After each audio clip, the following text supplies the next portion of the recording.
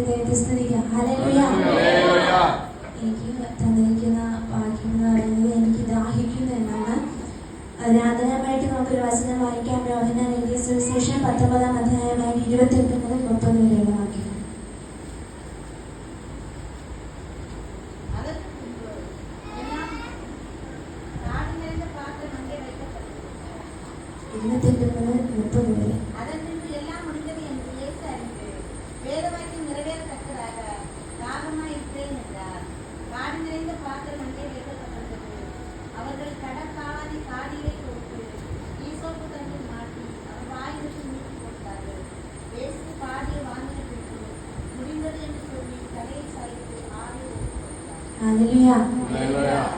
യേശുക്രിസ്തുവിന്റെ ക്രൂശീകരണത്തെ കുറിച്ച് 4 സുവിശേഷങ്ങളിലായി കാണാൻ കഴിയും. എന്നാൽ എനിക്ക് ദാഹിക്കുന്നു എന്ന് പറയുന്നത് യോഹന്നാൻ സുവിശേഷത്തിൽ മാത്രമാണ്. ഇവിടെ നമ്മൾ കേട്ടതുപോലെയൊക്കെ യേശു കർത്താവ് ഒത്തിരി കഷ്ടങ്ങൾ ആ സമയങ്ങൾ അനുഭവിക്കുന്നു.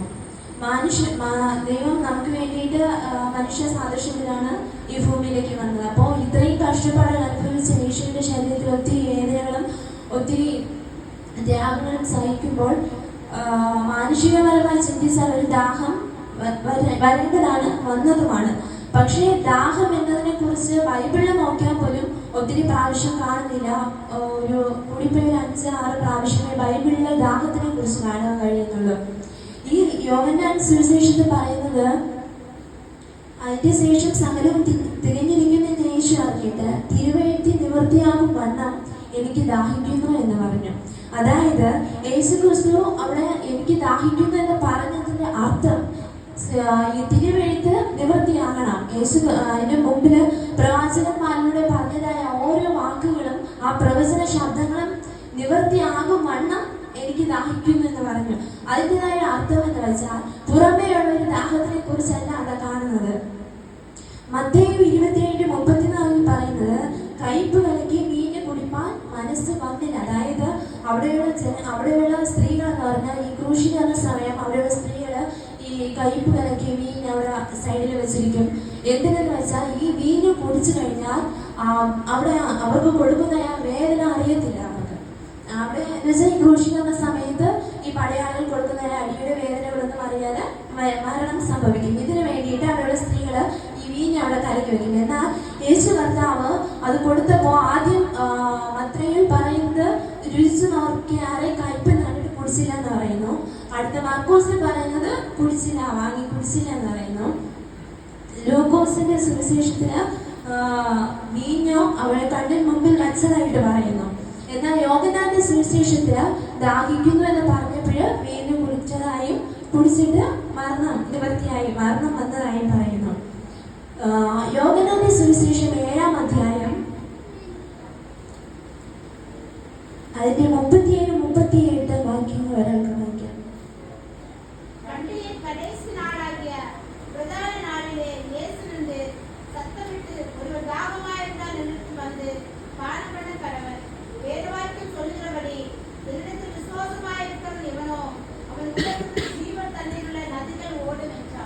ഇവിടെ യേശു കർത്താവ് പറയുന്നത് ദാഹിക്കുന്നവരെല്ലാം എന്ത് ചെയ്യട്ടെ, എന്റെ അടുക്കൽ വരട്ടെ എന്ന്. ഇങ്ങനെ പറഞ്ഞ യേശു കർത്താവിനെ എന്തുകൊണ്ട് അവിടെ ദാഹം എടുത്തു എന്ന് മാനുഷികമായിട്ട് നമുക്ക് ചിന്തിക്കാൻ കഴിയും. ഇതിൽ തന്നെ പറയുന്നു, ഇവിടെ പറയുന്നതായ ആ ദാഹം എന്ന് പറയുന്നത് ആത്മീയമായ ഒരു ദാഹത്തിനെ കുറിച്ചാണ് പറയുന്നത്. യേശു കർത്താവ് അവിടെ പറയുന്നു ദാഹിക്കുന്നവരെല്ലാവരും എന്റെ അടുക്കൽ വന്ന് കുടിക്കട്ടെ എന്ന് പറയുകയാണ്. ഇത് മാത്രമല്ല, അതേ യോഹന്നാൻ സുവിശേഷത്തിൽ തന്നെ ഒരു ശമരിയക്കാരനെ കുറിച്ച് നമുക്ക് കാണുവാൻ കഴിയും. ഒരു കിണറ്റിനരികെ യേശു നിന്നത് അവിടെ ദാഹത്തിനെ കുറിച്ച് പറയുന്നില്ല. ശമരിയക്കാരുടെ അടുത്ത് കുടിക്കാൻ വെള്ളമുണ്ടോ എന്ന് ചോദിക്കുന്നു. അപ്പോഴും നമുക്ക് ചിന്തിക്കാൻ കഴിയും യേശുവിന് ദാഹം എടുത്തതാണ്. പക്ഷേ സത്യത്തിൽ അവിടെ പറയുന്നത് ഒരു ദാഹത്തിനെ കുറിച്ചോ കുടിക്കാനുള്ള വെള്ളത്തിനെ കുറിച്ചോ അല്ല പറയുന്നത്. ആ ശമരിയക്കാരി മുഖാന്തരം ആ ദേശം മുഴുവനും രക്ഷിക്കപ്പെടണം എന്നുള്ളത് കൊണ്ടാണ് അവിടെ ആ ദാഹത്തിനെ കുറിച്ചും ആ വെള്ളത്തിന്റെ കാര്യവും പറയുന്നത്. അതുപോലെ തന്നെയാണ് യോഹന്നാൻ സുവിശേഷത്തിൽ യേശു ക്രൂശീകരണ സമയത്ത് അവിടെ വ്യക്തമായിട്ട് പറയുന്നുണ്ട്, ദൈവത്തിന്റെ വചനം നിവൃത്തിയാകും വണ്ണം എനിക്ക് ദാഹിക്കുന്നു എന്ന് പറയുന്നുണ്ട്. മാനുഷികമായി നോക്കിയാൽ ഈ കഷ്ടപ്പാടുകളെല്ലാം കഴിഞ്ഞ ശേഷം ഒരു പടയാളി വന്ന് യേശുവിന്റെ വിലാപ്പുറത്ത് കുത്തുകയാണ്. കുത്തുമ്പോൾ എന്ത് വരുന്നു? അവസാനം വെള്ളവും രക്തവും. അതിന്റെ അർത്ഥം എന്ന് പറയുന്നത് യേശുവിന്റെ ശരീരത്തിൽ എന്തില്ല? രക്തവും വെള്ളം ഇല്ല. അത്രമാത്രം യേശു നമുക്ക് വേണ്ടി കഷ്ടം അനുഭവിച്ചു. അപ്പോൾ യേശു കർത്താവിന് ദാഹം, മാനുഷികമായിട്ട് ദാഹമുണ്ട് എങ്കിലും യേശു ക്രിസ്തുവിന് പറയുന്ന ദാഹം ഇങ്ങനെയാണ്: ഞാൻ കാൽവരി ക്രൂശിൽ മരിച്ചത്, ഇത്ര കഷ്ടപ്പാടിൽ ഞാൻ ഈ ലോകത്തിൽ വന്നത് തന്നെ ആർക്ക് വേണ്ടിയാണ്? നമ്മുടെ മാനവ രക്ഷയ്ക്ക് വേണ്ടിയാണ്. നമ്മുടെ രക്ഷയ്ക്ക് വേണ്ടി യേശു കർത്താവ് വന്നു. എത്ര 33 തിരുവയസ്സ് വരെ ഈ ലോകത്തായിരുന്നു. തന്റെ ശുശ്രൂഷ കാലത്ത് ദൈവം ചില അത്ഭുതങ്ങളും അടയാളങ്ങളും ഓരോ ശുശ്രൂഷകളും ഈ ലോകത്തുള്ള എല്ലാ ജനങ്ങൾ കണ്ടിട്ടും എന്ത് ചെയ്യുന്നില്ല? മാനസാന്തരപ്പെടുന്നില്ല. ആ ക്രൂശിക്കുന്ന സമയത്തും ഒത്തിരി പേര് അത് തിരിഞ്ഞു നോക്കുകയാണ്. യേശു കർത്താവ് പറഞ്ഞതായ ഓരോ കാര്യങ്ങളും, ഓരോ ശുശ്രൂഷയായ ഓരോ കാര്യം, മാനസാന്തരപ്പെടുവിൻ എന്നൊക്കെ പറഞ്ഞതായ ആ കാര്യങ്ങൾ ക്രൂശിക്കുന്ന സമയത്തും ഓരോ മനുഷ്യരും ചിന്തിച്ച് നിലവിളിക്കുകയാണ്. അപ്പോൾ യേശു കർത്താവ് അതിനെ കുറിച്ചാണ് പറയുന്നത്, എനിക്ക് ദാഹിക്കുന്നു. ആ ദാഹം എന്ന് പറയുന്നത് നമ്മുടെ ഓരോരുത്തരെയും മാനസാന്തരത്തിനെ കുറിച്ചാണ്. ഹല്ലേലൂയ. ഈ മാനസാന്തരം ഒത്തിരി ജനങ്ങൾ ഇനിയും മാനസാന്തരപ്പെടാനുണ്ട്. അതുകൊണ്ടാണ് യേശു കർത്താവ് എന്ത് പറയുന്നത്, എനിക്ക് ദാഹിക്കുന്നു എന്നത്. സങ്കീർത്തനത്തിന്റെ പുസ്തകം 69-ാം അധ്യായം അതിന്റെ 21-ാമത്തെ വാക്യം.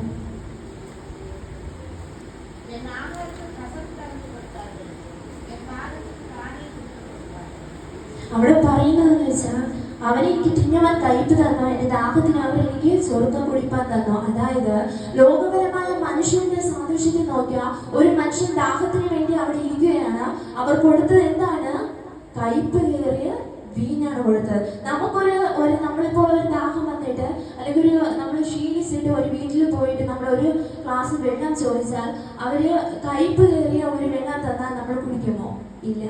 പക്ഷേ യേശു കർത്താവ് അവസാന നിമിഷം കുറച്ച് വെള്ളം കുടിച്ചിട്ടാണ് പോയത്. ആ കയ്പ് കയറിയ വീഞ്ഞു പോലും യേശു നമുക്ക് വേണ്ടി എന്ത് ചെയ്തു? കുടിച്ചു ആ സമയത്ത്. ഹല്ലേലൂയ. എന്നിട്ടും ഇത്രമേൽ കഷ്ടം അനുഭവിച്ചിട്ടും ഈ ലോകത്തുള്ള ജനങ്ങൾ എന്ത് ചെയ്യുന്നില്ല? മാനസാന്തരപ്പെടുന്നില്ല. നമ്മുടെ ശരീരത്തില് ഒരു ഗ്ലാസ്, ഇപ്പൊ നമുക്ക് ഒരു ദാഹം വരുന്നെങ്കിൽ ഒരു ഗ്ലാസ് വെള്ളം കുടിച്ചാൽ അപ്പോഴത്തെ ദാഹത്തിന് എന്ത് ചെയ്യും? ഒരു ശമനം വരും. എന്നാൽ വീണ്ടും ദാഹിക്കുമ്പോൾ എന്ത് ചെയ്യും? വീണ്ടും നമ്മൾ വെള്ളം കുടിച്ചുകൊണ്ടിരിക്കും. ഇതുപോലെ തന്നെയാണ് ദൈവമക്കളെ, നമ്മൾ യേശു കർത്താവ് നമ്മളുടെ ആഗ്രഹിക്കുന്നത് നമ്മൾ ദാഹമുള്ളവരാണ്. അതായത് നമ്മൾ മാത്രം മാനസാന്തരപ്പെട്ടാൽ പോരാ. അതായത് ഒരു ഗ്ലാസ് വെള്ളം മാത്രം കുടിച്ചാൽ പോരാ. ദാഹം വരുമ്പോഴൊക്കെയും നമ്മൾ വീണ്ടും വെള്ളം കുടിക്കണം. അതായത് ഇന്നും അനേകരെ നമ്മൾ രക്ഷയിലേക്ക് എന്ത് ചെയ്യണം?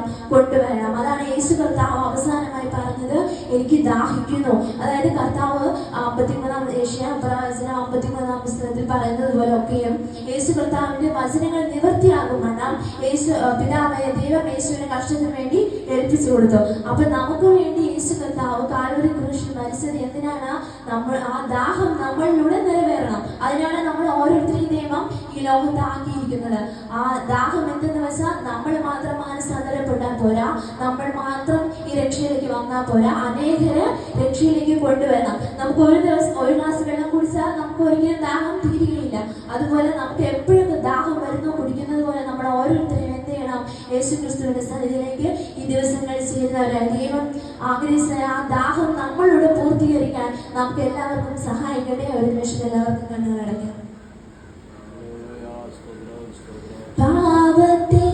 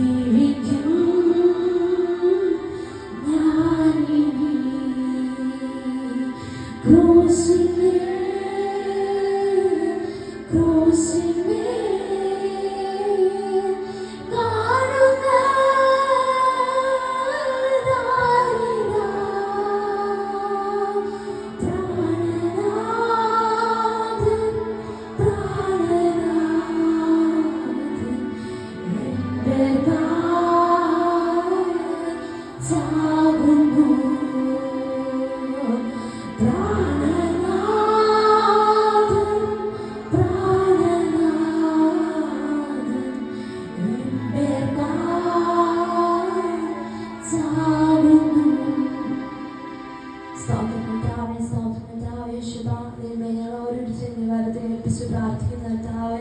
യേശുവേ, ഞങ്ങൾ കേട്ടതാണ് വചനപ്രകാരം കർത്താവ് കൃഷിയുടെ സമയത്ത് ദൈവം പറഞ്ഞതുപോലെ കർത്താവ് ആ ദാഹം കർത്താവ് ഞങ്ങളിലൂടെ ദിവസങ്ങളെ നിറവേറുക, അനേകരെ ദൈവസന്നിധിയിലേക്ക് രക്ഷയിലേക്ക് കൊണ്ടുവരിക.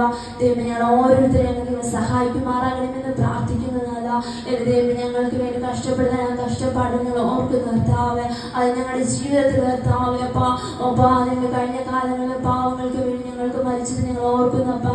ഇനി ഞങ്ങൾ പാവങ്ങൾ അകപ്പെടാതെ ഓരോ ദിവസവും ഞങ്ങൾ മാനസാന്തരപ്പെട്ടുകൊണ്ട് ദൈവസന്നിധി വിശുദ്ധിയോടെ ജീവിപ്പാൻ ഞങ്ങൾ ഓരോരുത്തരെയും ദൈവം സഹായിക്കുമാറാകണമെന്ന് പ്രാർത്ഥിക്കുന്നു.